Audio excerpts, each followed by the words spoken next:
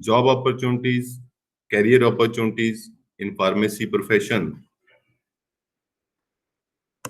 He told you about different dosage forms.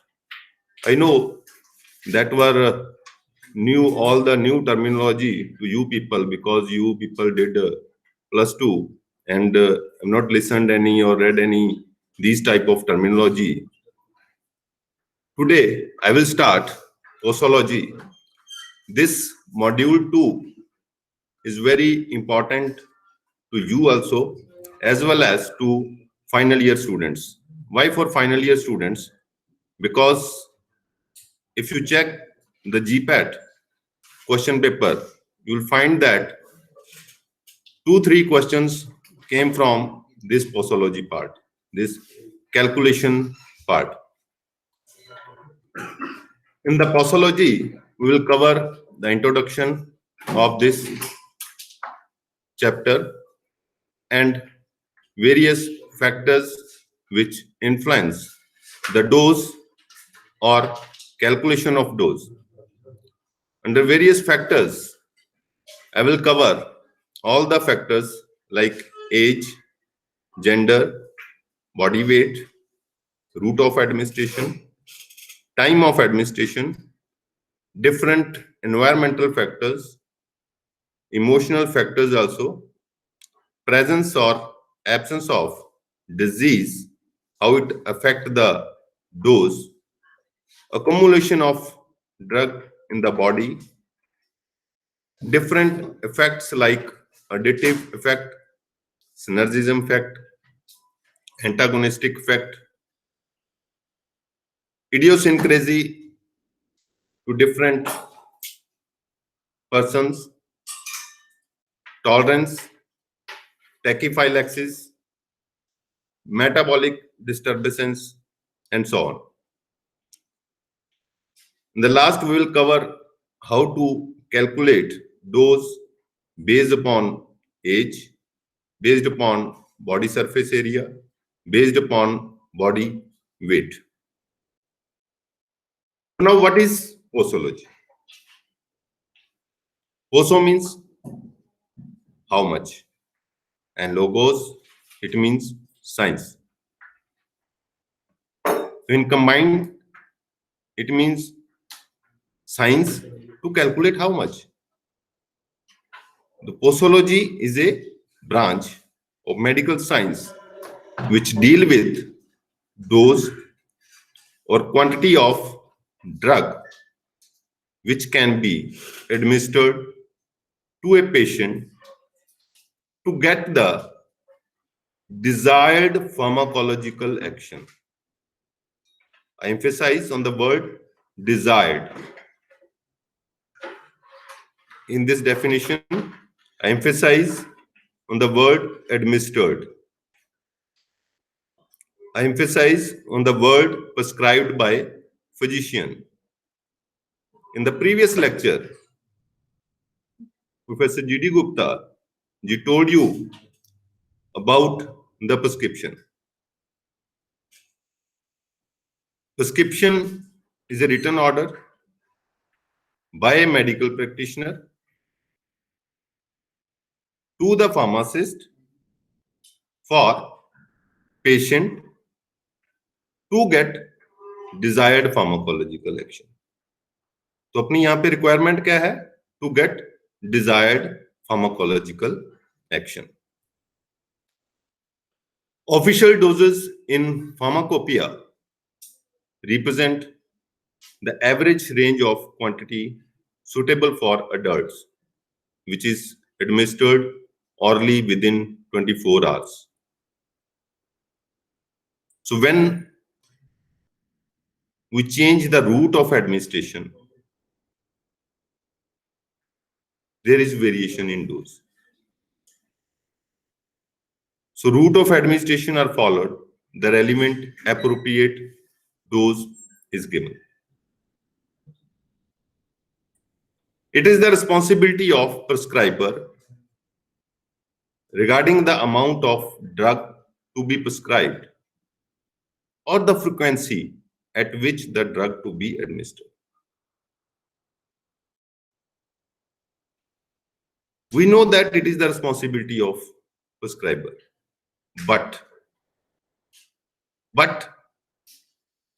still there are some unintentional errors in the prescription. Unintentional errors. कोई भी doctor है वो intentionally कोई भी error नहीं छोड़ेगा प्रिस्क्रिप्शन में. These are some unintentional error. Like there are chances of wrong dose, there are chances of wrong dosage form, there are chances of wrong drug where similar names are there, like prednisone and prednisolone. These two are similar names. Digoxin, digitoxin, these two are similar names. This posology chapter is also important to prescribers also. Why it is important to prescriber?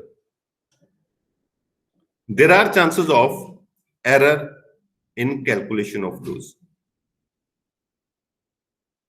We know that calculation part is the part of pharmacist, but during writing, if there is error in writing the unit, the total prescription will be collapsed. So before dispensing any prescription, it becomes the duty of pharmacist also. It becomes the duty of pharmacist himself that the overdose has not been prescribed. If it is like that, if he found any error in prescription, he should immediate contact to doctor. Or the pharmacist can confirm either from the pharmacopoeia or any other official book. There are some terms. I will tell you about some terms like recommended dose. What is the meaning of recommended dose? It is amount of drug that will ordinarily produce the effect for what is intended. I told you in the definition also, to get desired effect. So recommended dose means amount of drug that will ordinarily produce the effect for what is intended. You should write all these definitions. Now, minimum and maximum dose. Minimum dose, it is the smallest dose of drug that produce therapeutic effect, that produce desired therapeutic effect. And maximum, it is the largest dose that can safely administered. Means in a day, there is a range of minimum and maximum. The doctor has to prescribe in this range as per the desired therapeutic effect. There are terms single dose and daily dose.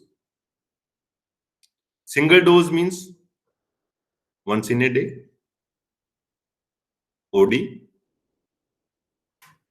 to be taken at one time.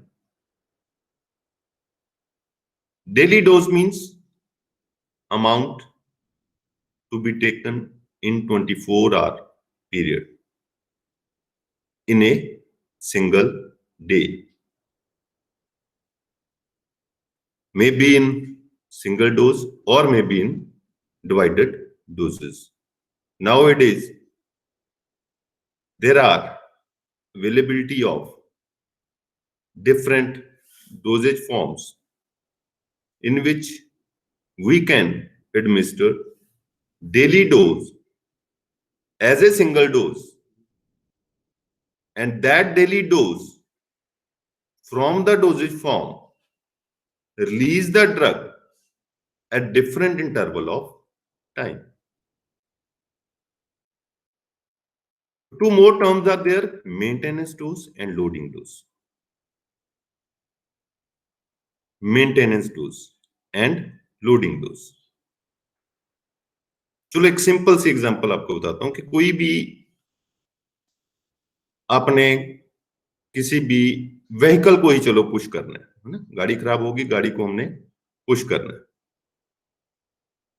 तो गाड़ी को push करने के लिए जब हम start करते हैं, पुशिंग स्टार्ट करते हैं, तो उस समय आप लोगों ने, अगर किसी का एक्सपीरियंस है तो आप लोगों ने महसूस किया होगा कि उसको रोलिंग पे लाने के लिए जो फर्स्ट जोर लगता है, जो फर्स्ट पुशिंग है, उसमें प्रेशर ज्यादा चाहिए। उसके बाद एक बार थोड़ा सा पुश किया, रोलिंग पे आ गई गाड़ी, then small pressure is required. Likewise, in this case, loading dose. Loading dose is the first dose given to achieve maintenance drug level quickly. Maintenance drug level. Maintenance drug level means एक ऐसा drug level body में चाहिए जिसके ऊपर, जिस level के ऊपर therapeutic effect start हो। ठीक है, जिस लेवल के ऊपर थेराप्यूटिक लेवल जो है, थेराप्यूटिक इफेक्ट जो है वो स्टार्ट हो, मतलब मिनिमम डोज हो चाहिए। तो this is called as the loading dose. Then maintenance dose. Maintenance dose जो होगी बेटा, वो हमेशा हमेशा लोडिंग डोज से कम होगी, because that is required to maintain the therapeutic effective dose, therapeutic effective concentration in the body. I will explain you later on with those curve.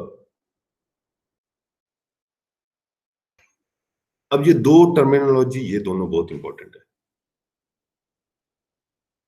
Toxic dose and lethal dose. जैसे हम कहते हैं ना कि जहर जो है वो छोटी मात्रा में एज ए मेडिसिन काम करता है, ज्यादा मात्रा में वो लीथल डोज की तरह काम करता है। So toxic dose, it is amount of drug that cause harmful effects, that cause toxic effects.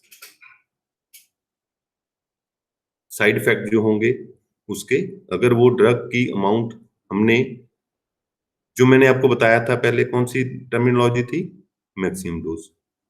Maximum dose था कि एक लेवल जहां तक हम मैक्सिमम थेराप्यूटिक इफेक्ट, उसको वो टच करेगा लेवल को, जहां तक हम वो मैक्सिमम थेराप्यूटिक इफेक्ट ले सकते हैं।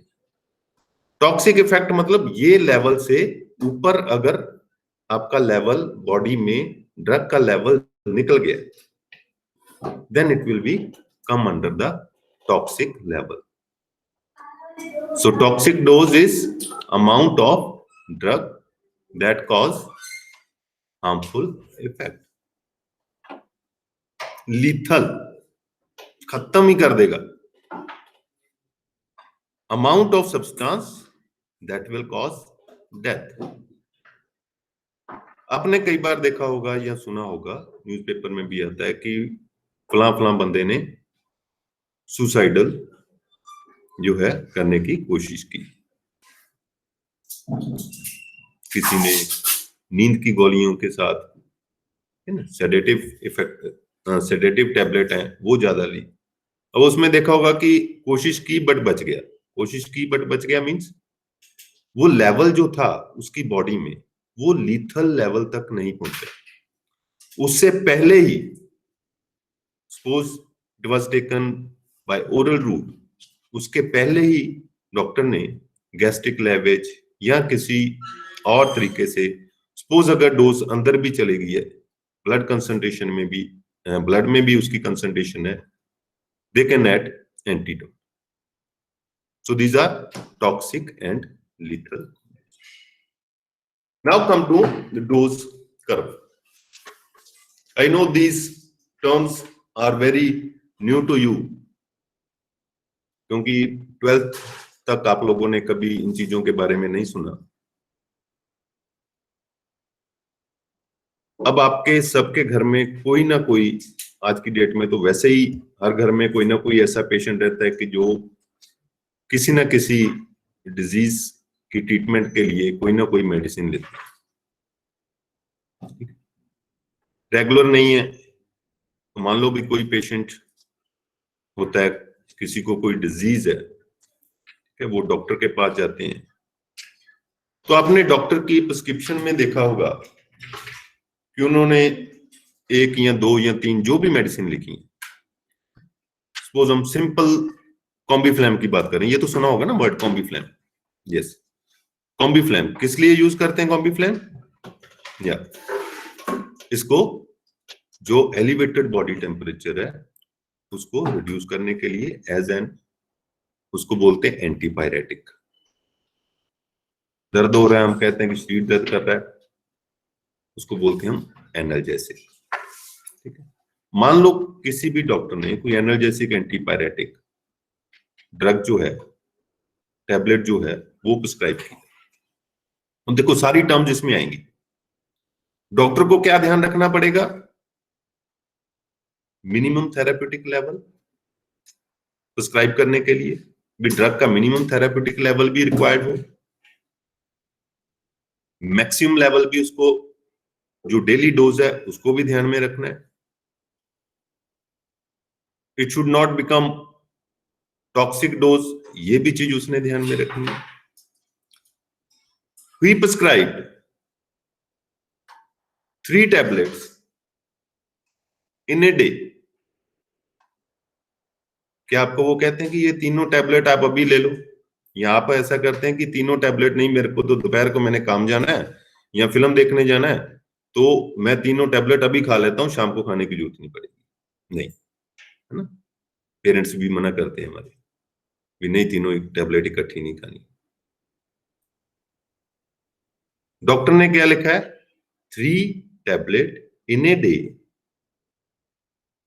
इन ए डे मीन्स आमतौर पे लिखते हैं वो morning, afternoon, evening, but this is also wrong. 3 tablet in a day means each tablet should be administered in equal intervals. In a day कितने हैं total hours? 24 hours. Means we have to take each tablet after 8 hours. ये तो होगी उसने जो prescribe किया. Now why after 8 hours? Why not after 2 hours? Why not after 4 hours? Why not after 12 hours? ये जो मैंने आपको डोज कर्व दिखाई है, इसमें देखो कि जो डोज कर्व है, एक साइड पे है drug levels in the blood. ठीक है. एक्स एक्सिस में नीचे से देखो एरर लगा के लिखा हुआ है कि डोज, फिर थोड़ी देर बाद डोज, फिर थोड़ी देर बाद डोज, फिर थोड़ी देर, means time interval. When we take first dose, देखो अब 12th में आपने बॉडी का सिस्टम्स तो पढ़े, ठीक है ना. ये भी पता है कि कोई भी चीज जब हम एडमिनिस्टर करेंगे, उसकी क्या होगा कि एब्जॉर्प्शन होगी. ठीक है. एब्जॉर्प्शन के बाद उसका एलिमिनेशन फेज स्टार्ट हो जाता है. ठीक है. जब एलिमिनेशन फेज स्टार्ट होगा मींस बॉडी में उस चीज की जो क्वांटिटी है वो कम होने लग जाती है. सिंपल खाने का ही ले, हम खाना सुबह खाते हैं, एब्जॉर्प्शन फेज हो गया. खाना खाने के आधे पौने घंटे बाद जब फुल एब्जॉर्प्शन फेज पे होता है, पीक पे लेवल होता है, तब हमारे सिस्टम जो है वो पूरे काम करने लग जाते हैं.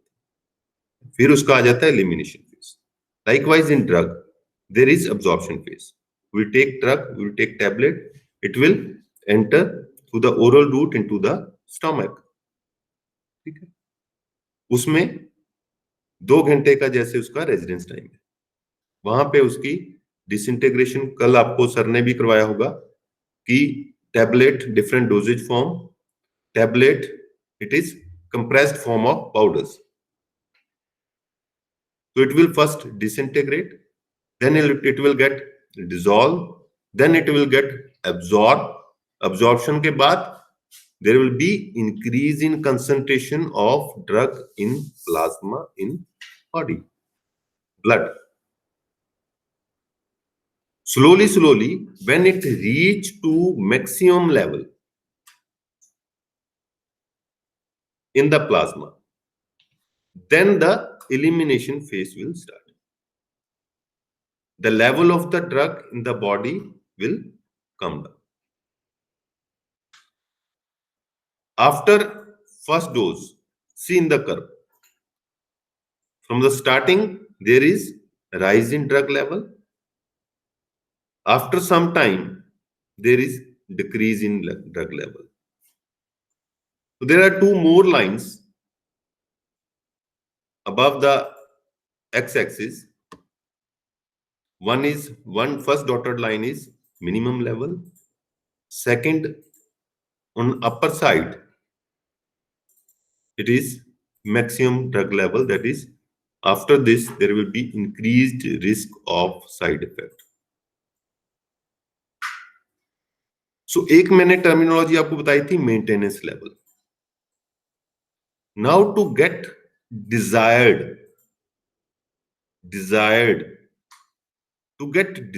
therapeutic effect, we have to maintain the drug concentration in the blood. To maintain that drug concentration, second dose is required. अब देखो सेकेंड डोज जो मैंने आपको बताया था कि आफ्टर सपोज 4 आवर्स है रिकमेंडेशन, या 6 आवर्स है या 8 आवर्स है. It depends upon the property of drug. It depends upon different drugs. कितने टाइम पे उनका जो लेवल पे पहुंचते हैं. We have to take second dose. In the site, one word is there, therapeutic window. अब जो नीचे की डॉटर लाइन है और एक ऊपर की डॉटर लाइन है, ठीक है ना. अब ये देखो मैंने हाथ किया ना ऐसे, क्या बन गया इसका? जोरोखा, विंडो. ऐसे ही करते हैं ना विंडो, जिसमें से हम देख सकें, उसी को वर्ड को बोलते हैं window. Therapeutic window means this is minimum level of drug in the blood to start therapeutic effect. This is maximum level of drug in the blood, because beyond this, इसके ऊपर, इस विंडो के अपर जो shelf है उसके ऊपर there are chances of lethal effects. There are chances of occurrence of side effects.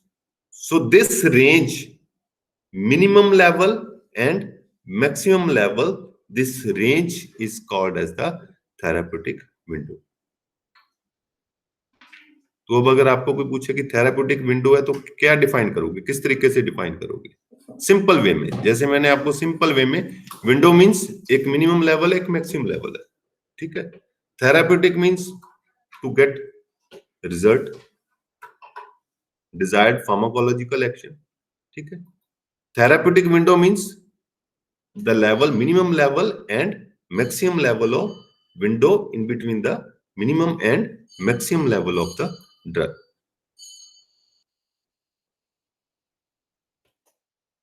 So there are various factors which influence the dose, which influence the calculation of dose. These factors are age, gender, body weight, severity of disease, condition of the patient, tolerance of that particular drug, various factors like addition, synergism, antagonism, rate of elimination, drug-drug interaction, drug-food interaction, dosage form which we are using, route which we are using, idiosyncrasy to that particular patient. So one by one, we will read about these factors. Now come to age. देखो बेटा, कोई भी चीज easy नहीं होती और कोई भी चीज टफ नहीं होती। कोशिश करो कि हर एक टॉपिक को अपनी जो नॉर्मल लाइफ है उसके साथ अटैच करके याद करने की। अगर आप चीजों को रटोगे तो फिर एग्जाम में भी कंफ्यूजन होगा। ठीक है, अब हम एज की बात करें। आपने देखा है कि नॉर्मली हम देखते हैं कि घर में अगर कोई छोटा बच्चा है तो क्या उसको हम टैबलेट देते हैं? क्यों? क्या रीजन होता है? एक तो नॉर्मल हो गया भी ये टैबलेट जो है इससे स्वेलो नहीं होगी, हो सकता है कि इसको चोक कर दे, है ना? ये तो एक नॉर्मल थिंकिंग होगी। उसमें डोज का भी है। डोज का कैसे? हम ये देखते हैं ना कि बच्चे को हम सिर्फ फीडिंग जो है वो मिल्क फीड करते हैं, क्योंकि मिल्क में सारे जो न्यूट्रिएंट हैं वो होते हैं ना। कभी देखा है कि छोटे बच्चे को हाँ भी बेटा आज लो, आज आप 6 महीने का बच्चा है, ठीक है, आज आपको बटर चिकन खिलाते हैं? नहीं ना। या आपको बहुत हैवी पराठा खिलाते हैं? नहीं। क्यों? एक सिंपल सोच रहती है, माँ की भी सिंपल सोच रहती है कि ये पचा नहीं पाएगा, उसका डाइजेस्टिव सिस्टम जो है वो इतना मैच्योर नहीं होता, वो इतना स्ट्रांग नहीं होता। लाइकवाइज इन ड्रग्स में क्या है कि जो छोटे बच्चे हैं, newborn infants, pediatrics, these are abnormally sensitive to certain drugs. क्यों? Because of immature state of their hepatic and renal function. अब ड्रग ने खाली स्टोमक में तो पचना नहीं है, ड्रग गई अंदर, उसने सारे सिस्टम पे इफेक्ट करना है। उसको निकलने के लिए भी उतनी स्पीड चाहिए, एब्जॉर्प्शन के बाद एक्ट करने के लिए भी उसको उतना सिस्टम चाहिए बॉडी में। हेपेटिक या रीनल फंक्शनिंग है वो भी उतनी स्ट्रांग चाहिए। इफ अगर ये नहीं है तो क्या होगा? वो जो हमने स्टार्टिंग में टर्मिनोलॉजी की थी, they will come into force. Normal dose जो अडल्ट डोज थी न्यू बॉर्न इन्फेंट को दी, उसके लिए वो लीथल डोज या टॉक्सिक डोज बन जाएगी, because that body is failure to detoxify and eliminate the drugs. तो एज ए रिजल्ट क्या होगा? There will be accumulation in the tissues. अगर accumulation होगी, it will cause a toxic effect. So elderly patient, they are more sensitive to some drug effects. Normally अगर हम hypnotic की बात करें, they produce confusion state in elderly patients. So age affect the dose. So we have to calculate prescriber have to calculate the dose before writing any prescription as per the age. आपने देखा होगा कि हमेशा वो prescription के ऊपर, कल जब आपने पार्ट्स ऑफ प्रिस्क्रिप्शन किया था तो उसमें लिखा रहता है नेम, एज, सेक्स, है ना? क्यों लिखते हैं? डॉक्टर तो खुद प्रिस्क्राइब कर रहा है, डॉक्टर के सामने पेशेंट है, डॉक्टर को पता है कि ये 2 साल का बच्चा है, एज लिखने की क्या जरूरत है? ताकि जब ये प्रिस्क्रिप्शन फार्मासिस्ट के पास जाए टू डिस्पेंस द ड्रग्स, अगर बाय चांस कोई प्रिस्क्राइबर से मिस्टेक है तो वो वहां पे रेक्टिफाई हो सकती है। That pharmacist will call the prescriber or he will refer the official book, IPBP, जो भी जिसमें भी है, as per the drug, as per the dosage form, he will check. Second is gender. Effect पड़ता है कि नहीं पड़ता जेंडर का? यस। मेल है या फीमेल है, डोज का इफेक्ट जो है वहां पे भी दिखेगा, because women do not always respond to the action of drug in the same manner as it done in men. For example, alcohol की बात कर लें। हाँ, ये एग्जांपल सुन के आप खुश होते हैं ना। अल्कोहल की बात कर लें, men can tolerate more amount of alcohol as compared to women. In special cases, in women, like in menstruation, in pregnancy, in lactation, we have to specially take care about the dose. Strong purgatives should be avoided during the menstruation. Similarly, the drugs which may stimulate the uterine smooth muscles, I repeat, the drugs which may stimulate the uterine smooth muscles, चाहे वो ergot alkaloids हैं, चाहे वो anti मलेरियल्स हैं। हाँ, ये terms आपके लिए थोड़ी नई हैं, बट इन टर्म्स को एक बार आपको याद ही करना पड़ेगा, क्योंकि जैसे जैसे आगे के सेमेस्टर्स में आप जाओगे तो ये ड्रग्स के बारे में पढ़ोगे, फिर आपको अच्छे से इनका आइडिया हो जाएगा। सिंपल याद रखना है कि the drugs which stimulate the uterine smooth muscles, एक आधी एग्जांपल उसमें याद कर लेना, एंटी मलेरियल इजी होगा आपके लिए याद रखना, या ergot alkaloids, they are contraindicated during the pregnancy.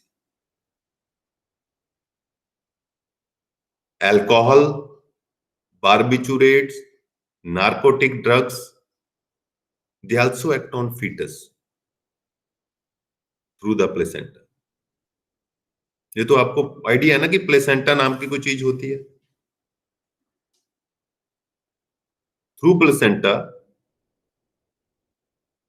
baby got all the nutrition from the mother. So the drugs which pass this placental membrane, which pass this barrier, they can give harmful effect on the fetus. Or even during lactation, the drugs like morphine, tetracycline, जितनी भी drugs हैं which are excreted in the milk, if they are excreted in the milk, they will get passed from mother to baby. They can give harmful effect to the feeding babies. So we have to take care in writing the prescription in selection of dose with gender also. Next is body weight. हम कई बार हम कहते हैं कि sir वो as तो लिख दी भी, ठीक है, उसकी भी एज है 35, है ना, अडल्ट है वो भी, और adult dose suppose of any drug is 500 mg in a day. अब दो पर्सन है ऑफ सेम एज, 25 के दो पर्सन है same age, but one patient is malnourished patient, second is very obese patient. Age same है, एक का wait 100 kg है, दूसरे का वेट 25 kg है. तो ड्रग भाई किसके लिए थी? वो ड्रग थी नॉर्मल पर्सन के लिए ऑफ 70 kg और 60 kg. So in both of the cases, there will be variation in dose, because average dose is mentioned in terms of mg per kg body weight. During writing prescription, we have to take care about the body weight also. Dose expressed in this fashion may not apply in case of, मैंने जैसे आपको बताया, may not apply in case of obese patient, in case of children, in case of malnourished patients. So it should be calculated according to the body weight.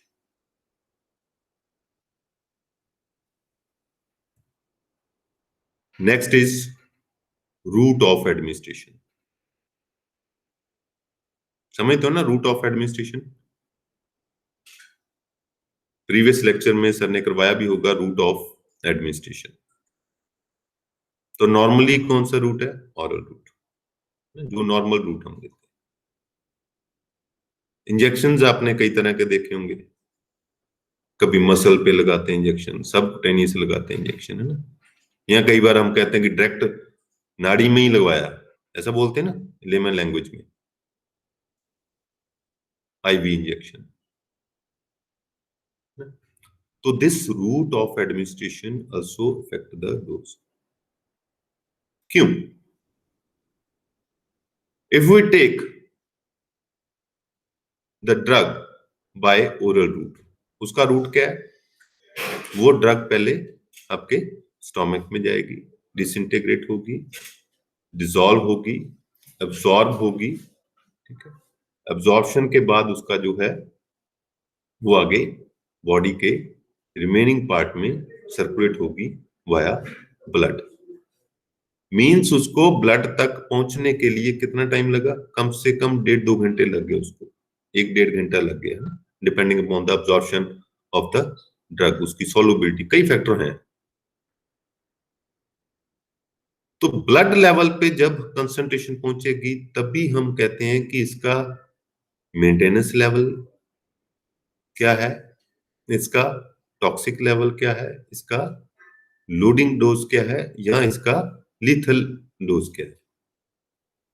तो intravenous doses of drug, these are usually smaller than the oral dose. तो अगर वो effect जल्दी करेगी तो हमें medicine कम चाहिए होगी, because we are directly injecting the drug into the blood. Directly we are injecting into the blood stream. यही रीजन है कि आपने देखा होगा कि कई बार जब हम कहते हैं कि ग्लूकोज की बोतल लगवा ले, है ना, देखा होगा कई बार आपने हॉस्पिटल में कि ग्लूकोज की बोतल लगवा ले. अगर उनको कोई एलर्जी है पेशेंट को, और इमीडिएट अगर उसको हमने रिमूव नहीं किया, there are chances of drug toxicity. क्योंकि अगर ड्रग जो है लीथल या टॉक्सिक डोज या एलर्जिक ड्रग है, वो डायरेक्ट ब्लड में अगर जाएगी तो वहां से उसको रिमूव करना मुश्किल होता है। We can use antidote for that, but in case of oral doses, there are more chances to remove the drug before absorption, क्योंकि ड्रग ने तो पहले स्टोमक में ही जाना है। We can remove the drug by gastric lavage. Household method में आपने देखा होगा कि अगर कोई चीज खा ली है तो उसको कहते हैं कि नमक का पानी पिला दो, है ना? पिलाते हैं ना नमक का पानी, क्यों? टू सेंसिटाइज वॉमिटिंग, ताकि उसको वॉमिट हो और जो स्टोमक में अभी अवेलेबल है बिफोर एब्जॉर्प्शन ड्रग, उसको हम रिमूव कर सकें। So in case of oral we require more drug, in case of IV the requirement is less. अगर हम एक साइड में लें ओरल रूट और दूसरी साइड में लें हम एंड पे आईवी रूट, इन बिटवीन आपके ये सारे आ जाएंगे, सबकुटेनियस, इंट्रामस्कुलर, ठीक है? तो ओरल से अगर आईवी की तरफ जाए, ओरल से आईवी की तरफ जाए, तो एब्जॉर्प्शन क्या होगी? ओरल में सबसे कम है, आईवी में सबसे फास्ट है। If we talk about dose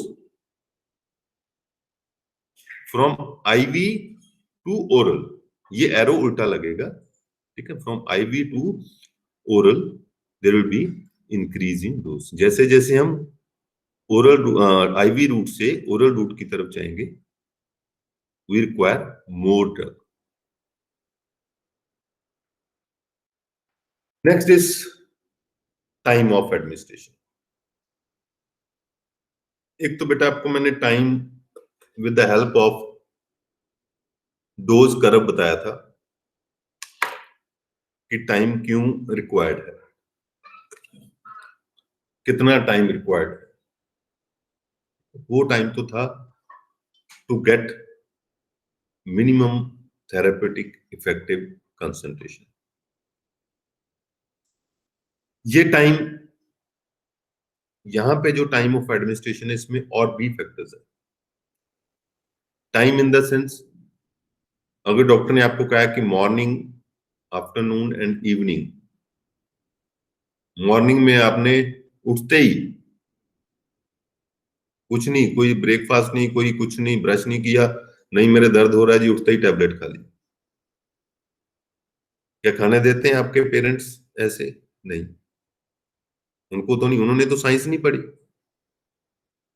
उनको तो नहीं पता कि स्टोमक क्या होता है, उनको तो नहीं पता कि ड्रग की एब्जॉर्प्शन क्या है, उनको तो नहीं पता कि ड्रग की एब्जॉर्प्शन कब फास्ट होगी, कब स्लो होगी। वो सिंपली हमें मना करते हैं भी नहीं, खाली पेट नहीं खानी। वो उनका एक्सपीरियंस है। Technically the drugs rapidly absorb from the empty stomach and presence of food in the stomach delay the absorption of drug. So the amount of the drug which is very effective when taken before meal may not be much effective when taken during or after meal. अब कई drugs ऐसी हैं जिनकी हमें absorption जो है वो before meal करवानी। कई ड्रग्स ऐसी हैं जो इरिटेंट हैं, जिनको हम एम्प्टी स्टोमक एडमिनिस्टर नहीं कर सकते, उन केसेस में ड्यूरिंग मील और आफ्टर मील।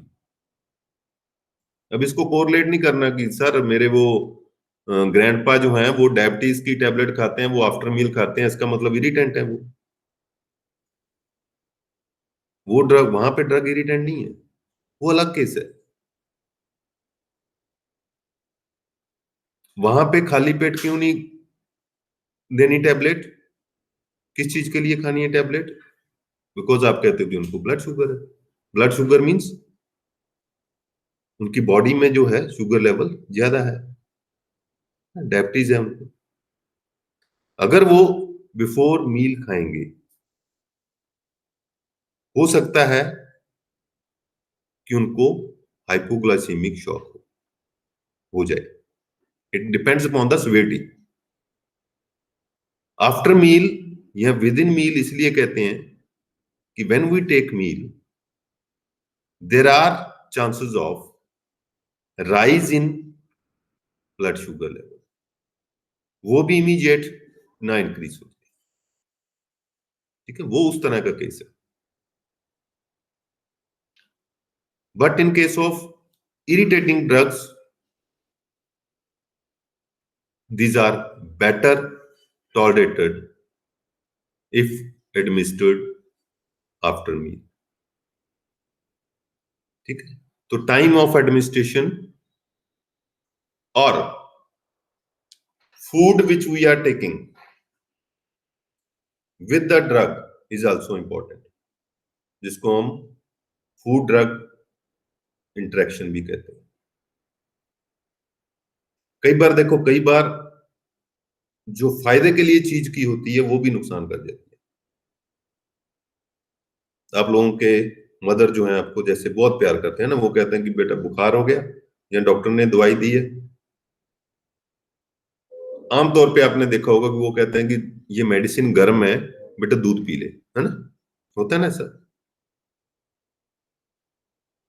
ना तो मदर डॉक्टर है, ना उनको कुछ टेक्निकल चीजें पता है, ना उनको कुछ साइंटिफिक रीजन पता है। वो तो सिर्फ प्यार है कि साथ में आप दूध P low. If any prescription contain tetracycline and if that tetracycline administered with milk, क्या होगा? उसका इफेक्ट ही नहीं होगा। मम्मी जी ने तो फायदे के लिए दिया था कि गर्म दवाई है, तंग ना करे, साथ में दूध पी लो। टेट्रासाइक्लिन में complex with the calcium available in the milk, और वो जो कॉम्प्लेक्स है, सॉल्युबल एंड इनसॉल्युबल, ये वर्ड तो पता है ना आपको? वो जो कॉम्प्लेक्स है that is insoluble complex and there is difficulty in absorption of that complex means effect nil। 3 दिन हम दूध पीते रहे भी, चलो दवाई जो है, मेडिसिन जो है वो कोई उसका साइड इफेक्ट ना हो, साथ में दूध पी ले, कमजोरी हो गई है। 3 दिन बाद हम डॉक्टर को गालियां निकाल रहे हैं कि 3 दिन हो गए आपकी मेडिसिन खाते हुए, हमें कोई फर्क नहीं पड़ रहा। This is the effect of food with the drug. Environmental factors, कौन कौन से होते हैं environmental factors? Simple, day light है, नाइट है, धूप है, बारिश है, सर्दी है। All these factors also affect the dose। All these factors also affect the dose। Simple. फिर घर से कोई ना कोई example low.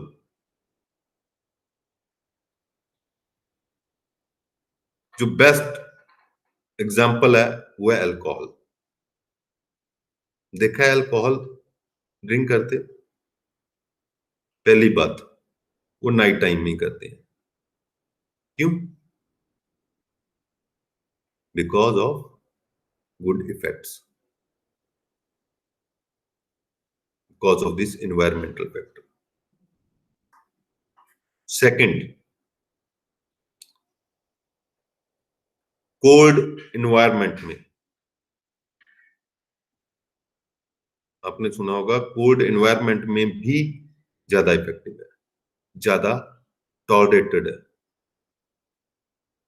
Means in if we take alcohol in cold environment, it will be better tolerated than in summer. Barbiturates, sedatives, the amount of these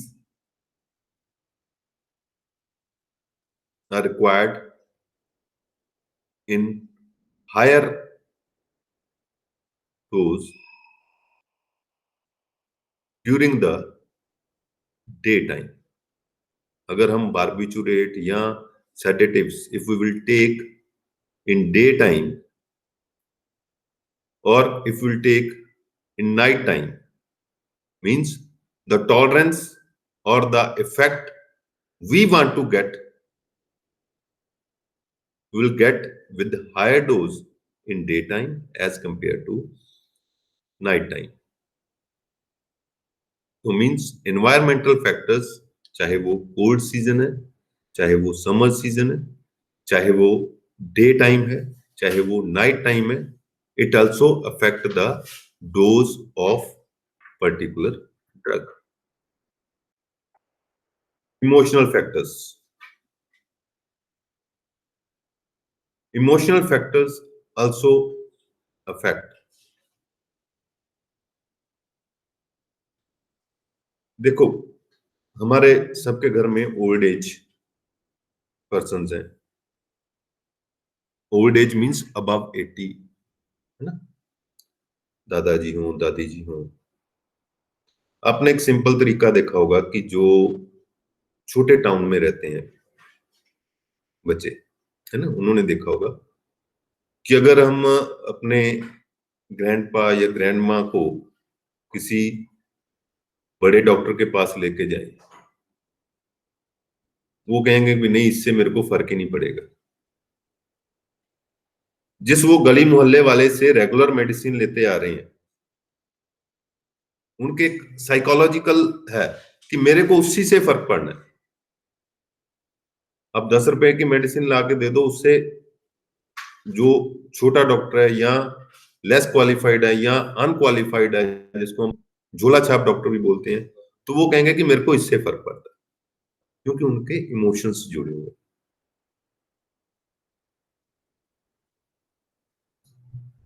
females को वो emotionally इतना ज्यादा रहते हैं कि मेडिसिन खाता ही नहीं है, आपने देखा होगा. डर रहता है मन में. They are more emotional than males. अगर इमोशनल ज्यादा होंगे तो क्या होगा? They require less dose of certain drugs. Placebo word आपके लिए नया है. प्लेसिबो, हमारी लैंग्वेज में एक वर्ड यूज करते हैं, placebo. Placebo which resembles the actual formulation in physical properties. Simple word means which resemble the actual formulation in physical properties, not chemical property. I am not talking about the chemical properties, only physical properties. अगर आपके emotions हैं कि मेरे को इस medicine से ही फर्क पड़ेगा, तो अगर हम प्लेसिबो भी पेशेंट को दें तो उसके भी इफेक्ट आएंगे. आज की डेट में तो बहुत फेमस हो गई है ये placebo therapy. These are inert dosage form. Inert dosage form means without any therapeutic agent, but they produce therapeutic benefit just because of emotional factors. Next is presence or absence of disease.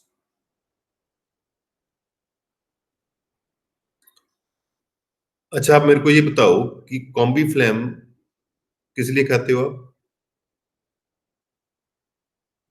जो आपका body temperature अगर increase हो गया उसको reduce करने के लिए, है ना?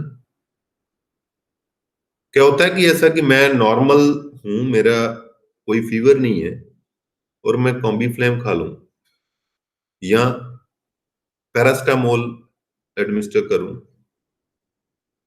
तो नॉर्मल बॉडी टेम्परेचर कितना होता है? Normal body temperature by the way, normal body temperature से भी टेम्परेचर डाउन हो जाएगा? It will effect only when there is elevated body temperature. तो एलिवेटेड बॉडी टेम्परेचर में अगर उसने इफेक्ट करना है, तो देखो मैं कहां से मैंने बात स्टार्ट की है, हम कर रहे थे प्रेजेंस और absence of disease. If one person is suffering from fever, उसने वो पैरास्टामोल एडमिनिस्टर की है, तो उस केस में क्या होगा? ही और she can tolerate more amount of that antipyretic drug than that of normal person. Toleration उसकी ज्यादा बढ़ जाएगी. What it indicates? If there is presence of disease, there are chances of more toleration in case of drugs. Streptomycin. This is excreted mainly by the kidney. ठीक है, उसने kidney से ही excrete होना है। अगर किडनी ना काम कर रही हो किसी की, तो या प्रॉपरली ना काम कर रही हो, तो क्या होगा? There will be less excretion. Less excretion means वो कहीं ना कहीं अंदर ही बैठेगा स्ट्रेप्टोमाइसिन. अंदर बैठ के क्या करेगा? There will be cumulation. Cumulation से क्या होगा? There are chances of side effects. Means if the patient is suffering from kidney dysfunctioning, या तो क्या होगा? या तो उसमें स्ट्रेप्टोमाइसिन की डोज कम करनी पड़ेगी हमें, राइट? या हमें ऐसी ड्रग अवॉइड करनी पड़ेगी जो जिनकी एक्सक्रीशन मेनली थ्रू किडनी है.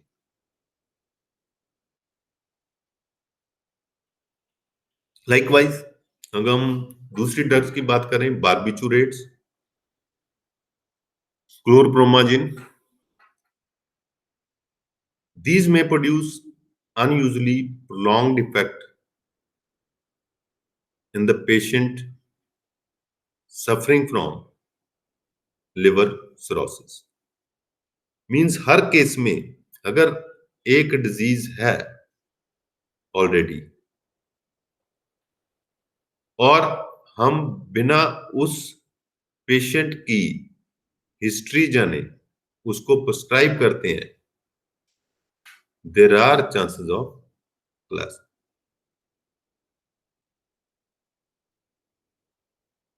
Okay, next is accumulation. जैसे हमने प्रीवियस फैक्टर में किया, if the drug is excreted from the kidney mainly and the patient is suffering from kidney dysfunctioning, तो एक्सक्रीशन जो होगी वो स्लोली होगी. स्लोली होगी तो क्या होगा? If we give normal concentration of the drug, that will become high concentration of the drug. High concentration of the drug in the body, it may produce toxic effect. It may produce toxic effect if it is repeatedly administered for long time. So for example, digitalis emetine, heavy metals, ये जो सारी drugs हैं, these cause accumulation because these drugs excreted slowly from the body. Okay, this is called as the accumulative effect. तो accumulative effect किस किस से आएंगे? अगर बॉडी में एक्सक्रीशन स्लो होगी, अगर बॉडी में डिग्रेडेशन स्लो होगी, अगर बॉडी में एक्सक्रीशन स्लो है, डिग्रेडेशन स्लो है, एब्जॉर्प्शन फास्ट है। एक्सक्रीशन स्लो है, बाहर नहीं जा रही उतनी तेजी से, मेटाबोलाइज नहीं हो रही उतनी तेजी से, डिग्रेड नहीं हो रही उतनी तेजी से, बट एब्जॉर्ब रेपिडली हो रही। तो कहीं ना कहीं क्या होगा?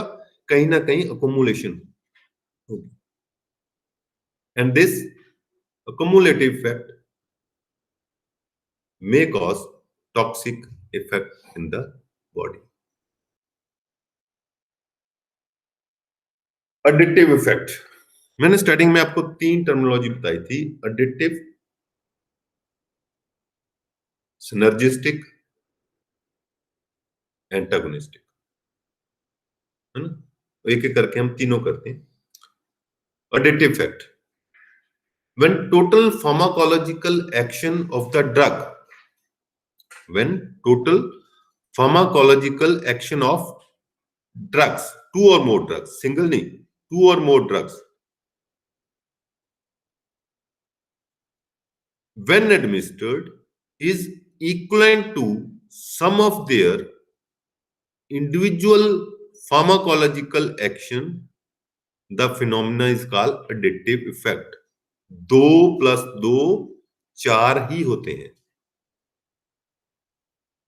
When 2 + 2 = 4, this is called additive effect. Means जब फार्माकोलॉजिकल एक्शन एक ड्रग का और फार्माकोलॉजिकल एक्शन दूसरी ड्रग का, दोनों के फाइनल एक्शन दोनों के सम के बराबर हो, then we called as the additive effect. तो एडिटिव इफेक्ट में कई बार हम कॉम्बिनेशन प्रिस्क्राइब करते हैं, like combination of ephedrine and aminophylline in the treatment of bronchial asthma. ये नीचे देखो ग्राफ में भी मैंने शो किया है। There are 3 lines: synergy, additivism, antagonism. Additiveness में क्या है?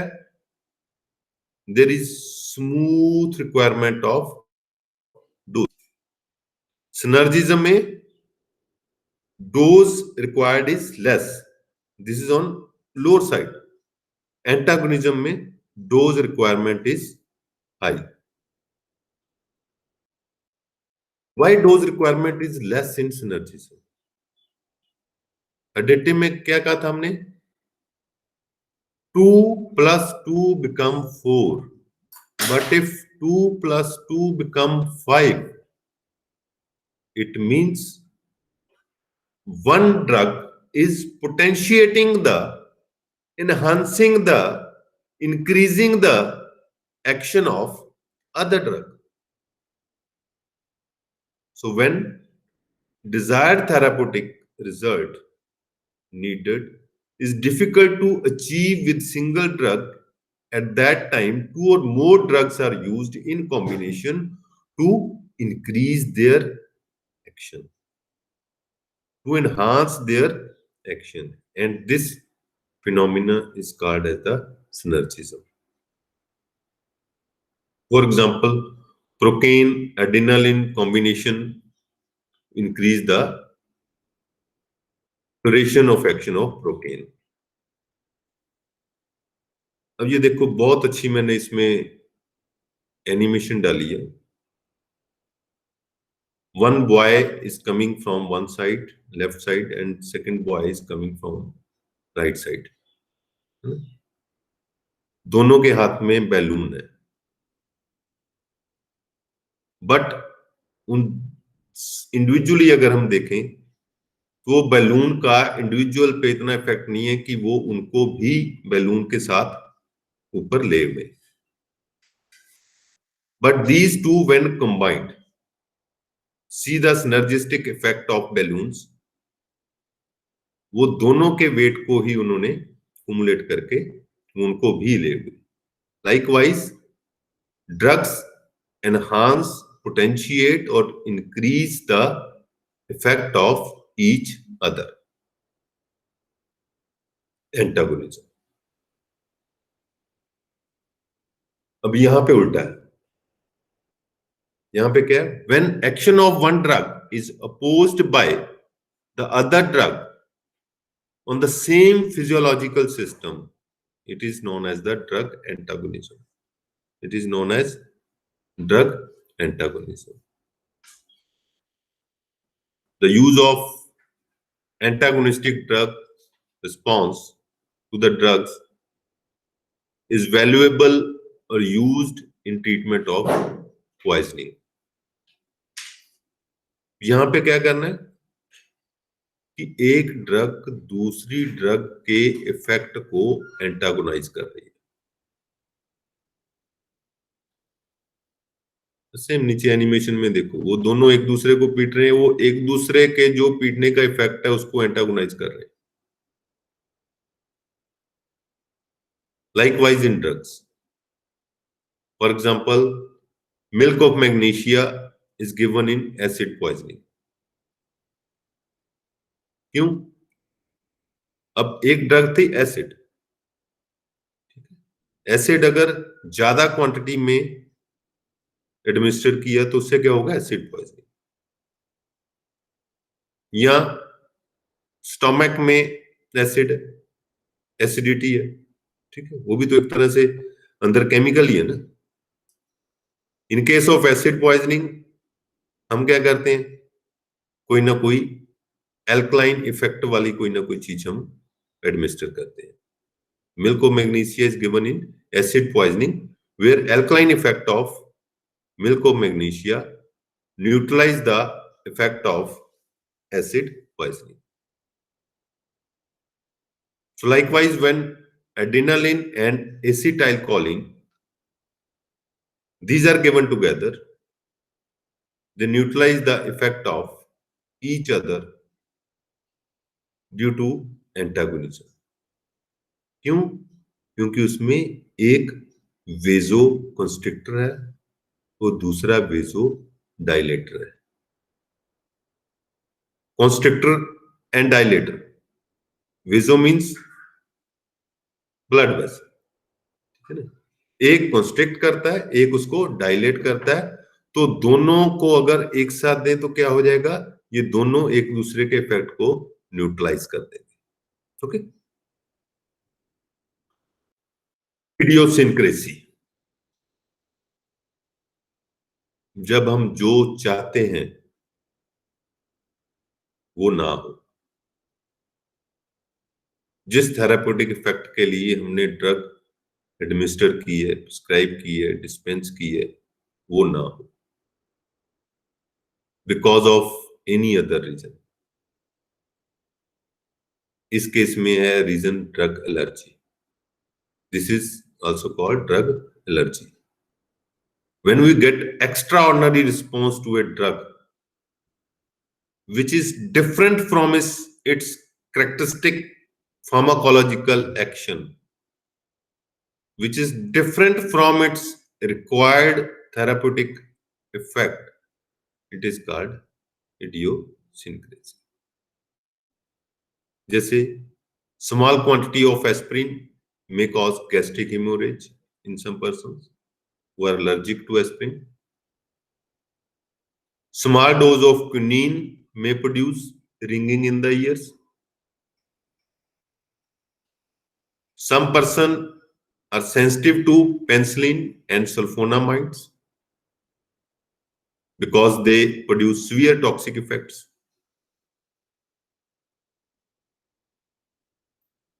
अभी तो शायद आप लोगों ने नहीं देखा होगा, कोई डॉक्टर प्रिस्क्राइब नहीं करता ट्राइमिथोप्रिम एंड सल्फामिथोक्साजोल, सेप्टॉन के नाम से टैबलेट थी। आजकल भी आती है, सेप्टोन डीएस। वो पहले बहुत ज्यादा प्रिस्क्राइब करते थे। द डॉक्टर रिड्यूस, चलो रेजिस्टेंस का तो एक रीजन है ही है। Second reason is drug allergy. Penicillin का इंजेक्शन अगर लगवाना है तो उसकी पहले टेस्टिंग होगी। 20% को कहीं इस इंजेक्शन से एलर्जी तो नहीं है, because these produce severe toxic effects. और सीवियर टॉक्सिक इफेक्ट को न्यूट्रलाइज करना ज्यादा मुश्किल होता है as compare to normal toxic effects. Next is tolerance. When an unusually large dose of a drug is required to elicit an effect ordinarily produced by normal therapeutic dose of the drug, the phenomena is called as the drug tolerance. हम कहते हैं कि इसको drug tolerance हो गई है। कम जो dose है या जो नॉर्मल डोज है वो इफेक्ट नहीं करती।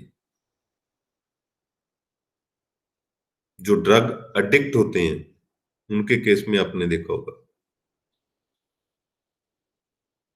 कि जैसे कोई पहले 2 टैबलेट से स्टार्ट करते हैं, फिर वो 4 टैबलेट खाने लग जाते हैं, फिर वो 6 टैबलेट खाने लग जाते हैं, क्योंकि धीरे धीरे उनकी जो ड्रग टॉलरेंस है वो बढ़ती जाती है।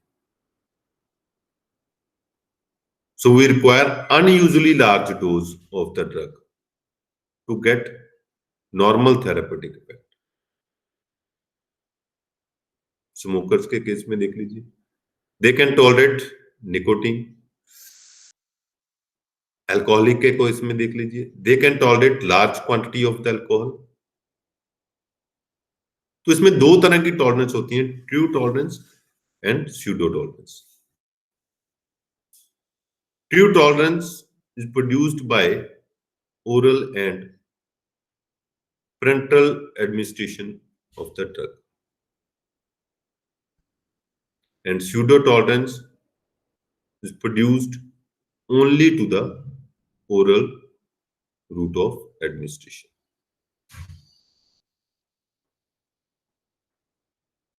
Next is tachyphylaxis. Tachyphylaxis. The decreased response cannot be reversed by increasing the dose. ये ऐसा नहीं है कि रिस्पॉन्स कम हो गया तो आप डोज इंक्रीज करनी शुरू कर दो, जैसे हमने प्रीवियस फैक्टर में किया है कि tolerance. Tachyphylaxis is part of acute tolerance. Decreased response जो because of tolerance हुआ है, that cannot be reversed by increasing the dose, and this phenomena is called as the tachyphylaxis. When some drugs administered repeatedly at short intervals, the cell receptors get blocked up and pharmacological response to that particular drug decreased. अगर receptor ही block हो चुके हैं, then we will not get the same response with the same drug. For example, ephedrine. Ephedrine, when given repeatedly in repeated dose at short interval in the treatment of bronchial asthma, may produce very less response due to this factor, due to tachyphylaxis.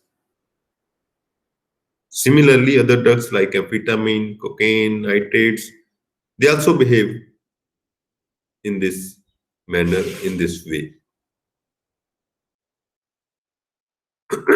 Metabolic disorders. Metabolic disorders या metabolic disturbances, उसके मैंने ये reasons भी लिखे हैं, because of unhealthy drinks, because of junk food, because of sweets, because of more rest at home. These also affect the dose. Because in case of metabolic disturbance, metabolic disorder, there are changes in the body. Changes in water electrolyte balance, acid-base balance, body temperature, and other physiological factor may modify the effect of drug. जैसे हमने पहले भी किया था कि presence और absence of disease, it affect the dose of the drug. Presence or absence of disease affect the dose of the drug. Metabolic disturbance से भी क्या होगा? Actually हम disease नहीं कहेंगे उसको, but there is change in internal balance. चाहे वो इलेक्ट्रोलाइट बैलेंस हो, चाहे वो एसिड बेस बैलेंस हो, चाहे वो थर्मल बैलेंस हो, चाहे वो फिजियोलॉजिकल फैक्टर्स हो. फॉर एग्जांपल सैलिसिलेट्स, वो तभी काम करेंगे जब मेटाबॉलिक डिस्टर्बेंस होगी बॉडी में. अदरवाइज वो, अगर सपोज किसी पर्सन में, सपोज आज मेरे को फीवर नहीं है, आई विल टेक सैलिसिलेट, वो काम ही नहीं करेंगे. If I have metabolic disturbance, change in body temperature, if one have rise in body temperature, elevated body temperature, then only we will see the effect of these salicylates or these antipyretic effect. Normal के case में they will not give any antipyretic effect. इसी तरह if one is anemic means iron deficiency. In that case, the absorption of iron from GIT will be maximum. In nutshell क्या हुआ कि अगर metabolic disturbance है, अगर कोई डिजीज है, तभी ड्रग का इफेक्ट होगा. And in case of severe metabolic disturbance, sometime we have to give more amount of drug, means there is change in dose with the metabolic disturbance.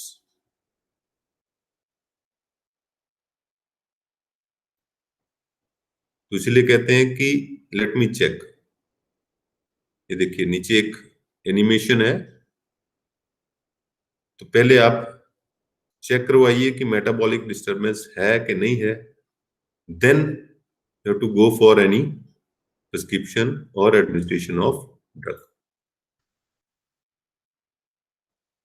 Now the thing is how to calculate the dose. अब जितने भी हमारे official books हैं, like pharmacopoeia, है ना, वहां पे dose is given as per adult dose. अब अगर डॉक्टर के पास कोई पेशेंट आता है तो वो सारे अडल्ट तो आएंगे नहीं. There is variation in age, in body weight, in body surface area, route of administration. So accordingly, we have to adjust the dose. So dose should be calculated in proportionate to age, body weight, surface area of the patient. There are different formulas to calculate the dose. There are a number of methods by which we can calculate the dose for a child or for a person with different body structure. The first is Young's formula, Tilling's formula, Freud's formula, and Collins formula. These are normally used for calculation of dose. All these are based upon the age and other factors. The Young's formula, this formula is used for calculating the dose for a children under 12 years of age.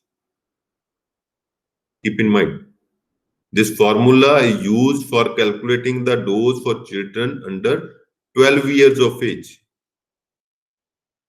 अगर इससे ज्यादा है, then we have to calculate the dose by using another formula.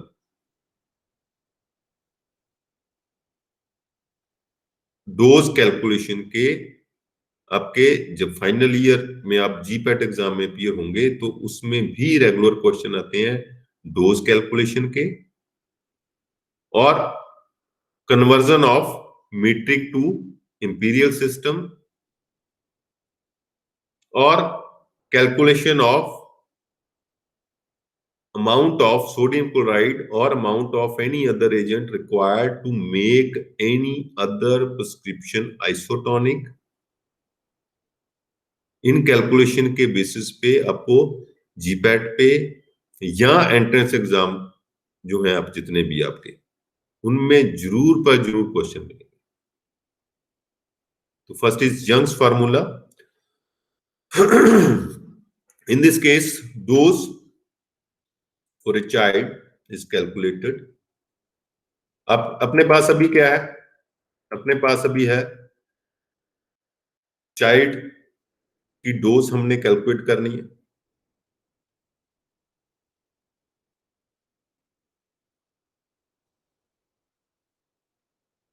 Child की dose हमने calculate करनी है. We have age of that child and we have adult dose. So dose for a child is equal to age in years of that particular child. अगर 6 साल का बच्चा है तो हम यहाँ पे 6 लिखेंगे. Age in years divided by 12 into adult dose. Keep in mind, this formula is used for calculating the dose for children under 12. Beyond 12, we can't use this formula. Second is Dilling's formula. Beyond 12, up to 20 years, we can use Dilling's formula. So this formula is used for calculating the doses for children in between 4 to 20 years. This formula is considered better because it is easier and quick to calculate the dose. यहाँ पे अपने पास क्या है कि simple we have age in years of that particular patient. We have adult dose. We can calculate by using this formula. Dose for the child is equal to age in years. Suppose age of that particular patient is 10. 10 divided by 20 multiplied by adult dose. 10 divided by 20 means half. तो हम directly इसमें अगर 10 years है तो we can cut the adult dose by half. Okay. Third is Freud's formula. This formula is used for calculating the dose for infants up to 2 years. तो first case में क्या था, कई बार बेटा इस तरह से भी क्वेश्चन पूछ लेते हैं,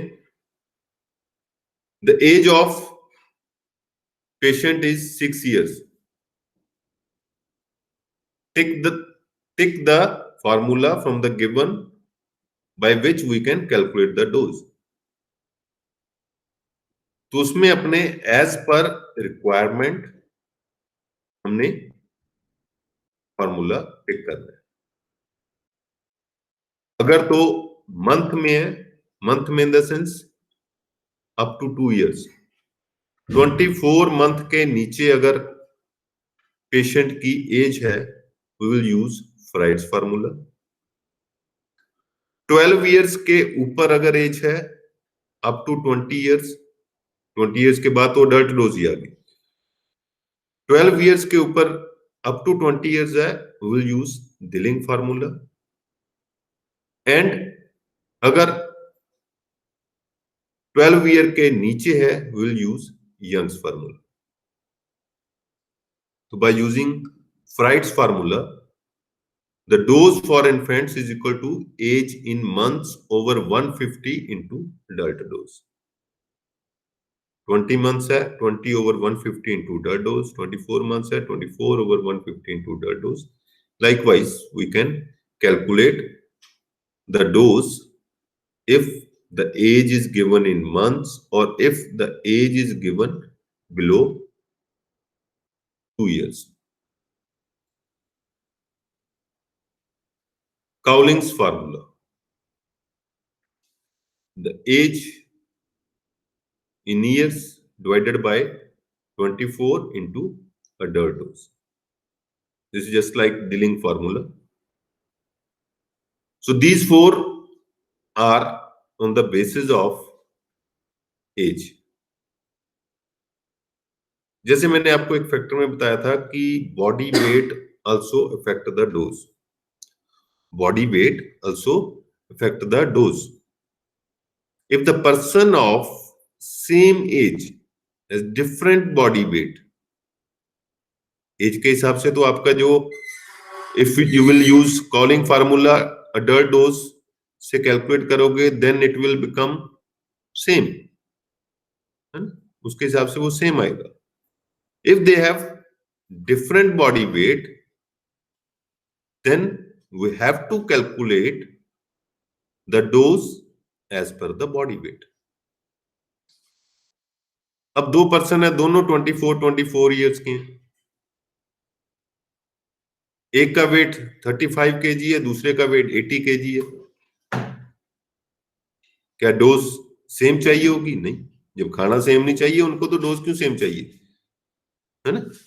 we have to calculate the dose as per their body weight. तो by using Clark formula, the dose for child is equal to child's weight in kg divided by 70 into adult dose. 70 हमने adult के लिए लिया, adult wait एक तरह से लिया. Okay. Next is surface area. हालांकि आजकल सरफेस एरिया के हिसाब से वो कैलकुलेशन नहीं करते हैं, बट यस, अगर कोई एग्जाम पॉइंट ऑफ व्यू से अगर कोई इस तरह का क्वेश्चन आता है, you can solve this by using this method, because in this method the dose is calculated according to the surface area. Actually it is more satisfactory as compared to age, this and body weight. These two are more satisfactory. It gives good results as compared to the calculation based on the age. So in this case, the percentage of adult dose percentage of adult dose. ये जरूर ध्यान रखना कि वहां पे हमने direct adult dose ली थी। Numericals में मिस्टेक कहाँ होती है कि वहां पे हमने डायरेक्ट अडल्ट डोज ली थी, यहां पे हमने percentage of adult dose calculate कर रहे हैं, उसके बाद अडल्ट डोज के इस परसेंटेज से एक्चुअल अमाउंट ऑफ ड्रग हम कैलकुलेट करेंगे। Percentage of adult dose can be calculated by using this formula. As per this formula, surface area of child divided by surface area of adult into 100. मान लो कि किसी child का surface area 1/4 है as compare to adult, तो कितना आ जाएगा? 1/4 means 1 part in case of child and 4 part in case of adult, means 1/4 into 100. Percentage of adult dose will be 25. ठीक है, तो ये 25 जल्दबाजी में एग्जाम में क्या लिखते हैं कि 25 mg आंसर लिख के आ जाते हैं। That is wrong. This 25 is 25%. If in the question adult dose is given, you have to calculate the dose for child. Surface area of both adult and child is given. Then you have to calculate or you have to give final answer in adult dose in mg. Percentage में यहां हमने क्या निकाला? 25%. If the given dose is 60 mg, 60 mg into 25% means the answer will be 15 mg. Okay, so body surface area जो है वो calculate कैसे करते हैं? वो हाइट एंड वेट के हिसाब से कैलकुलेट करते हैं। आजकल तो वैसे चार्ट्स अवेलेबल है बॉडी सरफेस एरिया के हाइट एंड वेट के हिसाब से, ठीक है, तो we can calculate that. Okay, so determination of dose from the adult dose on the body of on the basis of surface body surface area. ठीक है, जैसे मैंने आपको चार्ट बताया था, ये चार्ट है। In this chart one side given is weight, second is surface area. हालांकि जो परसेंटेज कैलकुलेशन है वो ऑलरेडी गिवन है in this chart. Means 2 kg body weight, it refer to 9% of the adult dose, or 40 kg body weight 75, 55 kg body weight 91. It means 70 को इस as per this chart 70 को इन्होंने weight लिया होगा adult weight, ठीक है, जिसके accordingly 100% बनता है। ठीक है, so these are some questions which can be asked in the form of definitions or in the form of short answer questions. Okay, ये जो terminology है, these terminologies, these are asked in the state level examination or other examination. So next part is measurement. Measurement, अब ये तो हो गया अभी calculate कैसे करना है। पहले हमने क्या किया कि डोज जो है वो कैलकुलेट कैसे करनी है, कौन कौन से फॉर्मूला वहां पे लगाने हमने, वो ओके हो गया हमारा। ठीक है, डोज क्यों कैलकुलेट करनी है, कौन कौन से रीजंस हैं, कौन कौन से फैक्टर्स हैं, वो हमने ओके कर लिया। ठीक है, अब डोज कैलकुलेट कैसे करनी है, डोज कैलकुलेट कैसे करनी है। डोज कैलकुलेट करने के लिए कोई भी चीज है, कोई भी कुछ भी कैलकुलेशन करने के लिए आपको क्या चाहिए? सबसे पहले, हाँ बेटा, मैं आपको कहूं कि आपने ये टेबल का एरिया कैलकुलेट करना है, तो आप क्या करोगे? आप ऐसे तो नहीं करोगे सर ये देखो ये 2 बाजू इधर को की, इधर हो गया, 1 बाजू इधर को की, 2 बाय 1 बाजू, ऐसे तो नहीं करेंगे। उसके लिए हमें क्या चाहिए? उसके लिए हमें चाहिए यूनिट्स। ठीक है, यूनिट वर्ड पढ़े ना, वो तो पढ़े ही हुए सभी ने। अब what are units? These are standard units to calculate weight and measures. Weight, it is a measure of gravitational force acting on a body and directly proportional to its mass. Measure is the measurement of volume. दोनों में क्या फर्क है? उतना ही फर्क है। जब आप चीनी लेने जाते हो, कभी किराने वाले को बोलते हो भाई साहब 5 लीटर चीनी दे देना? नहीं बोलते ना। हम वहां पे क्या बोलते हैं? 2 kg। ठीक है। दूध लेने जाए तो उनको बोलते हैं कभी 3 मीटर दूध दे दो? नहीं। We know that this meter is unit of length. Liter is unit of measure. Meter, centimeter, kilometer, these are of length. Kg, gram, milligram, these are of weight. So there are mainly two systems of weight and measures. Metric system जो मैंने आपको बताया अभी, जो normally use करते हैं आज की डेट में, हमारे जो एशियन कंट्रीज में है उनमें तो शुरू से ही मीट्रिक सिस्टम यूज करते हैं। Second is imperial system. Metric system में भी दो तरह के measurement of weight in metric system and measurement of measure in metric system. In case of weight, the standard unit is gram. In case of measurement, the standard unit is liter. ये सबसे आसान चीज लगती है और सबसे ज्यादा mistake बेटा कैलकुलेशन में इसी में ही होती है स्टूडेंट से। इमीडिएट अगर मैं आपको कहूं कि बेटा आओ आप यहाँ पे ब्लैक बोर्ड पे लिखो कि 1 gram is equal to, without any calculation, 1 gram is equal to how many milligram, ये इजी है। मैं कहूं कि 0.9 gram is equal to how many milligram, ठीक है।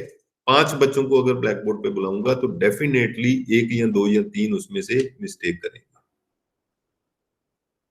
You should know about the metric system.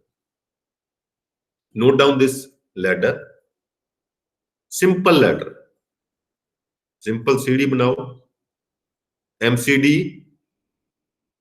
Unit, standard unit DHK, MCD DHK याद रख लो, मिली, senti, deci, फिर आपका स्टैंडर्ड यूनिट आ गया डेका, हेक्टो, किलो। CD के ऊपर की तरफ जाना है तो आपने नीचे 1000 से स्टार्ट किया था, 10 से डिवाइड करते जाना है, ठीक है। नीचे की तरफ आना है तो ऊपर 0.001 से स्टार्ट किया था, 10 से मल्टीप्लाई करते हैं। तो 1 ग्राम में कितने मिलीग्राम हुए? 1 ग्राम ऊपर सेंटर में है, नीचे कितने मिलीग्राम? 1000। 1 ग्राम में कितने डेसीग्राम है? 10। 1 ग्राम में कितने सेंटीग्राम है? 10। 1 ग्राम में कितने डेका है? 1/10। कितने हेक्टो है? 1/100। कितने किलो है 1 ग्राम में? 1/1000। So this is called metric data। चाहे आप इसमें मीटर के कर लो, चाहे आप इसमें लीटर के कर लो, चाहे आप इसमें ग्राम के कर लो। तो याद क्या रखना है? मिली, सेंटी, डेसी, MCD नीचे से, ठीक है, और DHK ऊपर की तरफ। Okay, so these are converted metric systems। Likewise, this is a metric system of measures। Now come to imperial system। Imperial system, this is a system of measurement in use in UK and other Commonwealth countries, and now superseded by metric system in most of the countries। जहां भी जाओ आजकल metric system ही use करते हैं, but फिर भी आप कभी भी मौका मिले नेट पे अगर आप देखोगे, डोज जो लिखी होगी फॉरेन में मेडिसिन के रैपर के ऊपर, वो इंपीरियल सिस्टम में मिलेगी आपको। जो इंडिया में जितने भी मेडिसिन हैं उनके लेबल पे आप चेक करोगे तो उसमें लिखा होगा कि दिस ईच टैबलेट कंटेन फला फला फला drug is equal to 400 mg, 500 mg, 200 mg metric system. ठीक है। अगर हम लिक्विड की बात करें मेजर सिस्टम की, वहां पे लिखा होगा कि ईच 5 ml कंटेन्स दिस फला फला फला ड्रग इतने mg। So this imperial system, this is an old system of weight and measures. In this case, the units are grains, drachms, ounces, gallons. Very, very, very important है बेटा ये part. Maximum question आपको हर किसी भी level पे, जहां पे भी सिलेबस में है, आपको 3, 4, 5 मार्क्स के कन्वर्जन्स मिलेंगे फ्रॉम दिस चैप्टर। जीपैट का एग्जाम होगा, उसमें भी आपको 1, 2, 3 क्वेश्चन जरूर मिलेंगे कन्वर्जन्स, चाहे वो गैलन टू लीटर में हो, चाहे वो ग्रेन टू ड्रैकम में हो, चाहे ड्रैकम टू आउंसेस में हो, चाहे आउंसेस टू गैलन में हो, चाहे वो प्रूफ स्पिरिट के हो। So measure of weight in imperial system, it is divided into 2 parts. One is avoirdupois and second is apothecary. Second is apothecary. हम पहले स्टार्ट करेंगे apothecary system. In this system, the grain is the standard unit for weight. अपने metric system में क्या था? ग्राम। Good.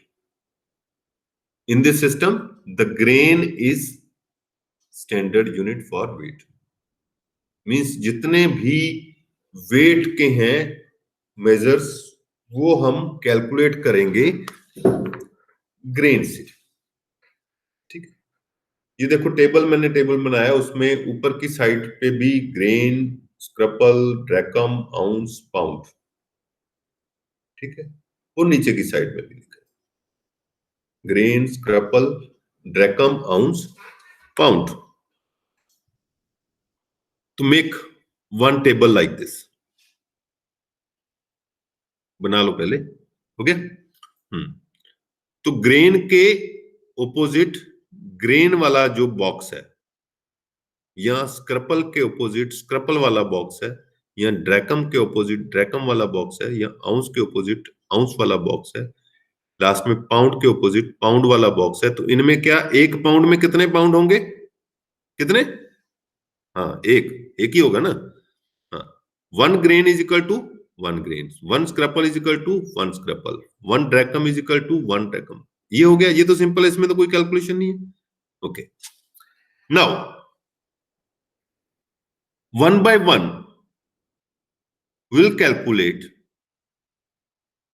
the amount of smallest unit available in next largest unit।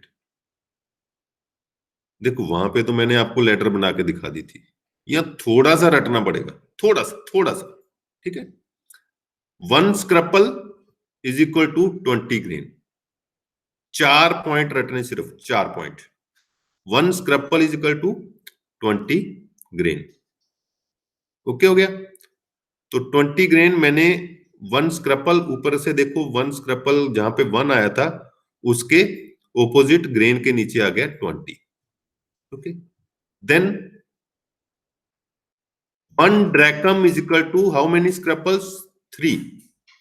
तो एक ड्रैकम में कितने स्क्रपल हुए? 3। 1 ounce is equal to 8 drachm।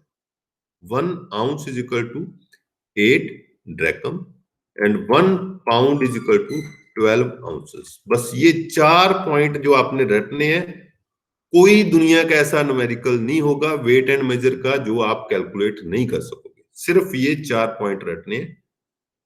1 scruple into is equal to 20 grain.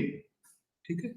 तो आपने पहले ऊपर जैसे हमने रटा था, ये याद किया था। अब देखो आप आपको उसको रटना नहीं बोल सकते, अब तो याद ही हो गया आपको, जैसे ग्राम, मिलीग्राम, है ना, वो सारे। इसी तरह इसको याद कर लो, ग्रेन स्मॉलेस्ट, स्क्रपल उससे बड़ा, ड्रैकम उससे बड़ा, आउंस उससे बड़ा और पाउंड सबसे बड़ा। Grain, scruple, drachm, ounce, pound. तो ग्रेन सबसे छोटा है, तो स्क्रपल में भी कुछ ना कुछ ग्रेन होंगे। 1 scruple is equal to 20 grain, 1 drachm is equal to 3 scruple, 1 ounce is equal to 8 drachm, 1 pound is equal to 12 ounces. ठीक है, अब जो एक एक करके बाकी जो बॉक्स है वो फिल करते हैं। सी, जहां पे स्क्रपल नीचे वर्टिकल लाइन में लिखा है सेकंड नंबर पे, उसके ऑपोजिट हमने 1 लिखा है। ठीक है, if 1 is equal to 20, simply multiply 3 is equal to 60। 1 is equal to 20, 3 is equal to 60। तो मैंने क्या किया, जो स्क्रपल की लाइन में 1 था, 20 था 1 के अगेंस्ट, ठीक है, उसको मैंने 3 से मल्टीप्लाई कर दिया। इसी तरह नीचे वाली लेटर के नीचे वाले पार्ट पे आ जाओ। ड्रैकम के ऑपोजिट हमने लिखा है 1। If 1 drachm is equal to 3 स्क्रपल, उसके नीचे 1 के नीचे क्या लिखा है 8, तो 8 इज इक्वल टू सिंपली 24, है ना इसे। Likewise in ounces, if 1 ounce is equal to 8 drachm, 12 ounce is equal to 12 8 the 96। Okay, तो ये हो गया। तो अब मेरे को ये बताओ कि ये देखो, ये टेबल कोई कैलकुलेशन, कोई कैलकुलेटर की जरूरत पड़ी नहीं पड़ी अभी तक, है ना। आगे हो सकता है कि कैलकुलेटर की जरूरत पड़े, लेकिन वो भी सिंपल कैलकुलेशन है, simple multiplication. 1 ounce is equal to 8 drachm, ठीक है ना। 1 ounce is equal to 24 स्क्रपल। अगर आपको क्वेश्चन आता है कि 3 आउंसेस में स्क्रपल कैलकुलेट कीजिए, तो आपने तो सिंपल याद, आपको 1 इज इक्वल टू 24, 3 में करना है 24 into 3 72। Okay, next 1 ounce is equal to 8 drachm, 1 ounce is equal to 24 scrapple, 1 ounce is equal to 480।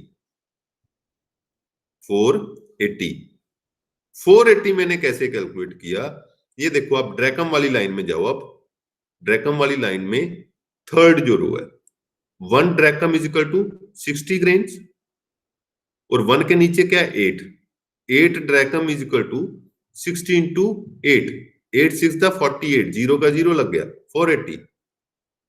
Okay,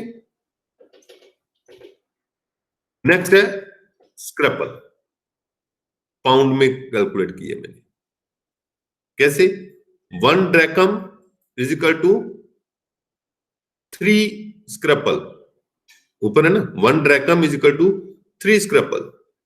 देखो कैलकुलेशन बेटा, इसमें से किसी भी तरीके से कैलकुलेशन कर लो। कैलकुलेशन एग्जाम में हमेशा वो मेथड अडॉप्ट करो जो सिंपलेस्ट हो, जिसमें कम से कम काटा पीटी की जरूरत पड़े, जिसमें कम से कम, क्योंकि आप लोगों को टेबल नहीं आते अभी, टेबल में आप बहुत वीक हो, जिसमें कम से कम टेबल यूज करने पड़े, वो कैलकुलेशन का मेथड अडॉप्ट करो। तो यहां ये कैलकुलेट किया था हमने, 1 drachm is equal to 3 scruple, 93 drachm is equal to 288। Okay, 96 into 3, छोटी कैलकुलेशन होगी। कैलकुलेशन आप इसको किसी भी तरीके से कैलकुलेशन कर सकते थे, किसी भी तरीके से। कैसे, अब ये देखो मैं बताता हूं आपको दोबारा। अब सेकंड लास्ट लाइन में आओ, ounce, 1 ounce is equal to 24, उसके नीचे क्या है 12, 1 के नीचे, 1 के नीचे 12 है ना, 12 इंटू 24 288, ये भी आ जाना था। अब हो सकता है कि 24 इंटू 12 की मल्टीप्लीकेशन में ही गलती कर लो आप जल्दबाजी में, तो मैंने क्या किया, 1 इंटू 3 96 इंटू 3, वो भी कैलकुलेशन से 288 है, सेम ही है ना। Good, next is 1 pound is equal to how many grains. ठीक है, अब इसमें कहां से कैलकुलेशन करेंगे, 1 pound is equal to how many grain.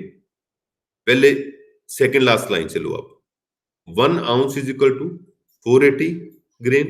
Okay, 12 ounce is equal to 480 into 12।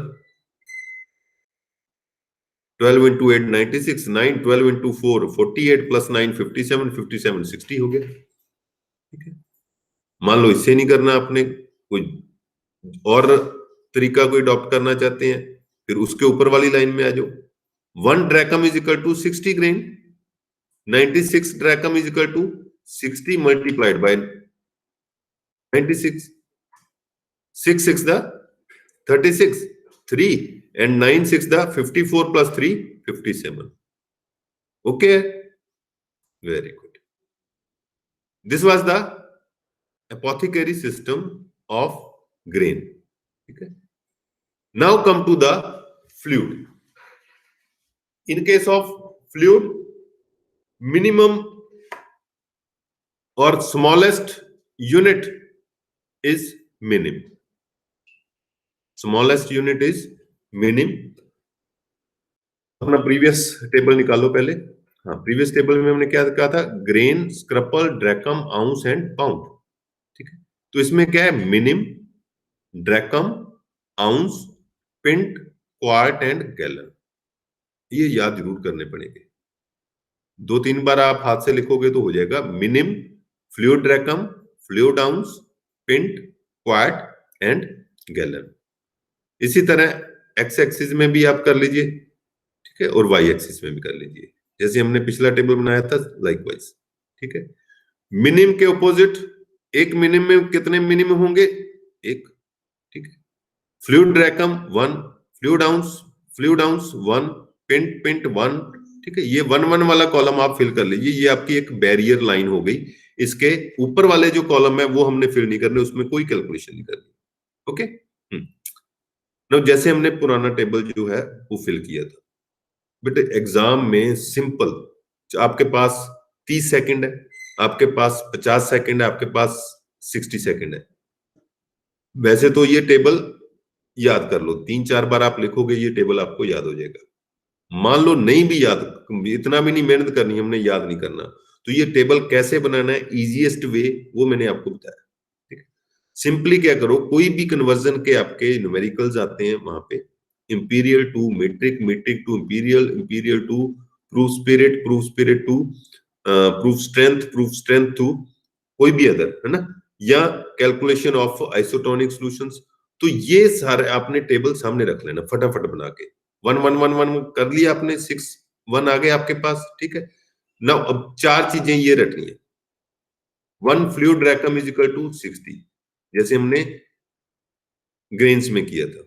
ठीक है, 1 fluid drachm is equal to 60, 1 fluid ounce is equal to 8 fluid drachms, 1 pint is equal to 16, 1 quart is equal to 2 pint and 1 gallon is equal to 4 quart. ये 6 चीजें आपने याद करनी है कि 60, देखो यूनिट आपने याद कर लिए कि सबसे छोटा मिनिम है, उसके ऊपर fluid drachm, fluid ounce, pint, quart. ठीक है, minim, fluid drachm, fluid ounce, pint, quart. Okay, अब क्या याद करना है, 68, 16, 2, 4, बस ये सिर्फ 6 पॉइंट आपने याद करने। 6 पॉइंट के बाद हमने सिंपल वे में, देखो अगर आप वैसे कैलकुलेशन करोगे तो आपकी मिस्टेक होनी लाजमी है, कोई भी कर ले, गलती कहीं ना कहीं होगी। इस टेबल में आपकी कहीं पे भी मिस्टेक नहीं हो सकती। अब सिंपल तरीके से 1 is equal to 60, 8 is equal to 480 आ गया। ठीक है, 1 is equal to 8, 16 is equal to 108। ठीक है, 1 is equal to 16, 2 is equal to 32, 1 is equal to 2, 4 is equal to 8। होगी ना सिंपल कैलकुलेशन। इसी तरह अगर हमने फ्लूइड आउंस से मिनिम चेक करने हैं, we know that 1 fluid ounce is equal to 8 drachms and 1 drachm is equal to 60 minims. So 1 fluid ounce is equal to 60 into 8, 480 minims. Okay.